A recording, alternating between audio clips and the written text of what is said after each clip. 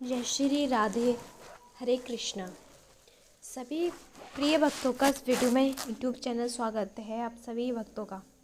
जैसे कि गुरुदेव देवकीनंदन ठाकुर जी के परम भक्त, परम शिष्य, चाहने वाले इस वीडियो को बहुत प्रेम भाव से सुने। गुरुदेव जैसे मुखारविंद से पावन कथा का आनंद दे रहे हैं सभी प्रिय भक्तों को। आनंद में सभी भक्त झूम रहे हैं और ध्यान कर रहे हैं हमारे ठाकुर जी का। और प्रेमानंद महाराज जी हुए या देवकीनंदन ठाकुर जी हुए, अनिरुद्धाचार्य जी हुए, वृंदावन के रहने वाले महापुरुष और महाज्ञानी श्रीमद् भागवत कथा का प्रचार जो उनके स्वयं उनके अंदर है, वो सभी भक्तों को रसपान करा रहे हैं। ठाकुर जी की कभी कभी लीलाएं सुनते हैं तो ऐसा विचार होता है, जब लीलाओं में इतना परम आनंद है तो सोचो उस पल का क्या आनंद होगा जिस पल ये सारी लीलाएं साक्षात ठाकुर जी कर रहे थे। बहुत भाग्यशाली गोपियाँ हैं, बहुत भाग्यशाली व्रज की माटी है जो कान्हा के चरणों में लगी होगी। बहुत ही सुंदर दृश्य यह होगा जब देवकीनंदन ठाकुर जी राधा रानी सरकार के ठाकुर जी की नटखट लीलाओं के बारे में वर्णन करते हैं तो ऐसा लगता है अभी रूह वहाँ चली जाए उस लीलाओं में। तो ऐसे पावन रसपान, इतनी मिठास से कथा गाने वाले हमारे श्री अनिरुद्धाचार्य जी भी हैं, जो अपनी मुखारविंद से, अपनी वाणी से सभी भक्तों को बहुत ज़्यादा मोहित करते हैं।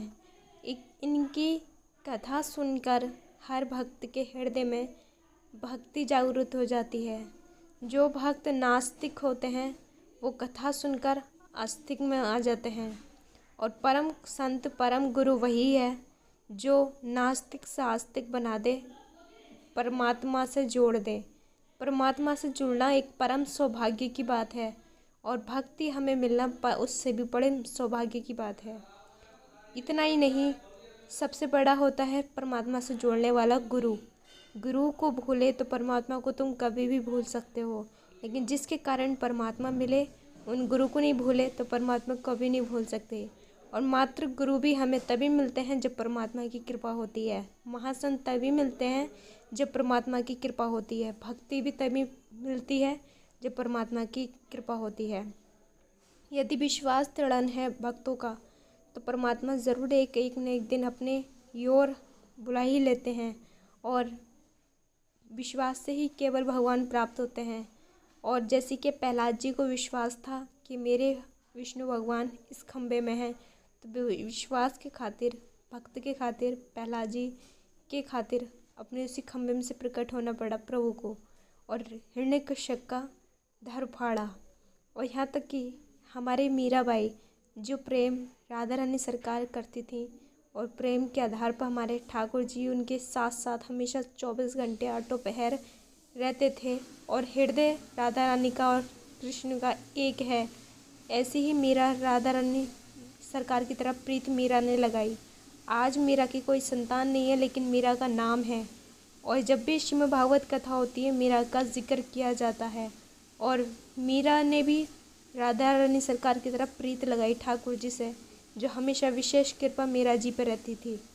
मित्रता में सुदामा जी की तरह इतनी दृढ़ता के बाद भी अपनी भक्ति, अपना विश्वास, अपनी मित्रता कभी नहीं छोड़ी और तीनों लोग का पूरा इतना धनवान बना दिया सुदामा जी को कि मित्रता भी ठाकुर जी ने ऐसे निभाई कि आज भी कहीं भी सुदामा जी का और ठाकुर जी का लीलाएं दिखाई जाती हैं। यहाँ तक कि बचपन भी जिया तो ऐसे जिया नटखट, हर माँ के लिए कान्हा जी नज़र आते हैं अपने पुत्र में। तो ऐसे ही हमारे जैसे कान्हा जी ने जितना भी जीवन अपने लीलाएं जी हैं, श्रीमद् भागवत कथा के माध्यम से सभी भक्तों को वर्णन करते हैं गुरुदेव अपने मुखारविंद से। और ये सभी कहते हैं ना, एक चीज़ हर जो संसार में आया है कोई विशेष कारण है।